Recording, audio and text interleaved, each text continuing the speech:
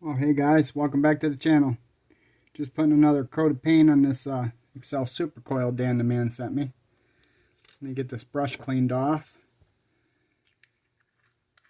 This video is going to be a shop card shout out. Little progress update, I guess, on the Pro Street build, and basically a general bench update. So I trust you guys all had a great weekend. I had a pretty good weekend, even though I didn't race. I still went up there and stayed up there and cheered on my teammates and stuff, so it's all good. Got out and about yesterday, did some antiquing with the wife, and when I mean antiquing, I looked for models and Hot Wheels while my wife went antiquing, but anyway, you know how that is. Anyway, let's get to the shop card shout out, shall we? So this guy, he's been a subscriber to the channel since the beginning. He started up his own channel. He doesn't have very many subs right now, but he does some pretty cool stuff over there. And he was also one of the winners of my 500 sub giveaway. Thomas, over at Plastic Buzzard Model Shop. So you guys probably already know Thomas. He's probably subbed to your channel. You're probably subbed to his channel. But if you don't, I'm going to leave a link in the description and you can go check out his channel. He built some pretty cool stuff, and it's not just cars, guys. So go over there and give him a look. Tell him I sent you. Thomas, also thank you for the kind words on the back. I appreciate them very much. Alright. So like I said, the wife and I went antiquing. And I really didn't find any model cars. I saw one snap together ship, but they wanted too much money for that, so I took a pass on it. But I did find some Hot Wheels cars, and from time to time I find some pretty good ones and pretty good deals and stuff. And I picked up a few, not very many. I picked up a few. I got a little sandwich bag full of them. And out of that sandwich bag, I only kept 3 of them. The rest I'm going to give away to kids who like the fantasy stuff or the stuff that I just don't dig. So let me show you what I got so far. So the first one is the Chevy Silverado. You know, slammed down in the weeds. It's a newer Silverado, but I'm keeping it because I like it. I like the look of it. I like the tribal flames on it. But it's on plastic. Pretty decent. Blue tinted windows.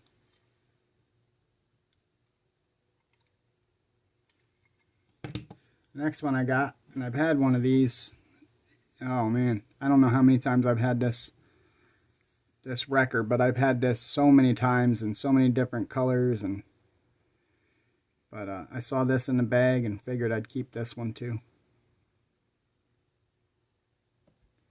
Then the next one, this one was released in 1991, originally in 1978, and the 78 version was black and gold, but this one has these graphics on the side. It's a little worn. This up here used to have a purple graphic as well, but it's a little worn. It's metal on plastic, but it's all good. Who doesn't love a 55 Chevy, right? So, I normally don't buy Lucy's, but, you know, every once in a while I'll pick some up. And then I got this one. This one's still on the card. And I honestly never knew that they even released one with these colors on it. But this is one of my favorite cars, and I had to have it. My wife actually found it. And I probably paid a little bit more than what it's worth. I paid like $5 for it, but it's all good. Yeah, man, look at that paint. White metal flake, pearl type paint with the flame tampos. Right? And of course, we know and love it as a tail dragger. You see that good? Yeah, light's funky. I wonder if my friend Mike down in Texas has one of these. It's got orange tinted windows. 41 Ford tail dragger. The original being built by Gene Winfield, of course. Yep, so I don't know if I'm going to bust this one out of the card or not. Probably not. I'm going to leave it alone. I've got enough tail draggers out. So I'm gonna leave them alone. So you probably see my cut down cups over here, huh? Well, anyway, jumped into resin casting. I've had the resin casting kit for quite a long time, you know. I can't remember whether I already had the channel or not, but I bought it quite a few months back. The casting kit was on clearance at Hobby Lobby. I saw Matthew over at Model Car Videos had gotten one, and his was clearanced from the $40 down to $19.99 at Hobby Lobby. So the next day I went and I bought one. Now, he had some problems making his molds. It wouldn't set up, and he ended up having to go get some other silicone stuff to make his molds. So we're going to sit there and we're going to let these sit for a little while, and we're going to see what happens. So after about a half an hour of the working time of the kit mold stuff, it didn't seem to be setting up. So fingers crossed. I'm hopeful, and we'll see. Now there's parts over there. I'm not going to tell you about those parts in case they're unsuccessful, but there's parts over there. I don't, they're not pressing. You know what I mean? It doesn't matter whether they come out or not. It's not a big deal. Now, in one of those cups, there is something that somebody had been asking for and they were looking for. So if I can successfully cast them, I'm going to give them a bunch. So, and yeah. So we'll see what happens with that. I'm not too enthusiastic that that's going to work out. I don't want to mess with it right now. I just want to leave it alone. But, see, did we talk about the Pro Street? Not much really going on with the Pro Street. Like I said the other day, just little detail stuff that I'm working on. I mean, obviously I'm painting things like, the super coil, right? The brake discs are over there. I did have to modify them slightly. I'm still working on some things as far as the brakes and wheels are concerned, but it's coming along and everything should work out just fine. But oh, that's what it is. I found some more of my stuff.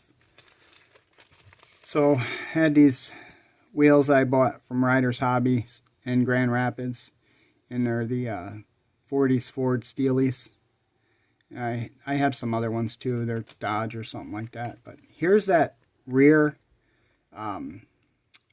tube frame section that I bought from Future Attractions quite a while ago.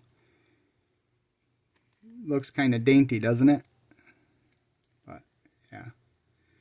So like I said, at the time that I bought this, the 4-link, I bought the rear frame section, the narrowed Ford 9-inch rear end, and the 4-link because I was going to build a Pro Street car.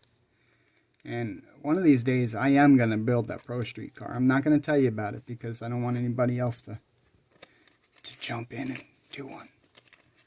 But no, it's a car that I've wanted to do Pro Street for 10 years or more. And I've worked on it, and I painted it several times. I put it back in the box several times. I stripped it several times, and I guess I didn't have the skills or the confidence to pull off the Pro Street thing. Not to mention, it has one of those damn X-frames, which makes it super difficult. I mean, I had it back halved at one time. I used a, what was that? I think the shoebox Chevy Pro Stock car. And back halved it at one time, but it looks stupid because it has an X frame, and I cut it right at the X, right in the middle of the X on the frame, and I had to use the front clip to hold on the front suspension, and it just looks stupid. So I just tore it apart, and now it's all laying in the parts box and everything. But everything else is there, but the frame is cut in half, and I took a section out of it, so I can't even glue it back together and build the damn thing stock. So now that I'm gaining a little bit more confidence in the Pro Street thing and seeing what everybody's using for frames and components and stuff like that, I think I have the confidence that I can kit bash one with maybe the Nova or the Chevelle and turn that sucker into a nice Pro Street car. It's a car that you don't often see Pro Streeted, that's for sure. It is a car that is not considered a muscle car, a hot rod, or anything. It's more considered a luxury car in my eyes anyway, but I like them, and I like them a lot. But anyway, anything, oh yeah, I did start on the shop truck for the deep junk garage shop truck build. And as soon as the humidity drops again, I'm going to start laying paint on that as well as get clear on this thing. Well, we're back up to like 98% humidity, and even though it's not super hot, I think it's like 83 today. Even though it's not super hot out there, the humidity is up at 98%, and I don't see good things happening when it's that humid. It's just too much moisture in the air right now, and you could feel it when you walk outside too. So, all right, guys, I think that's all I got for today. Thanks for watching. Like and subscribe. Have a great day.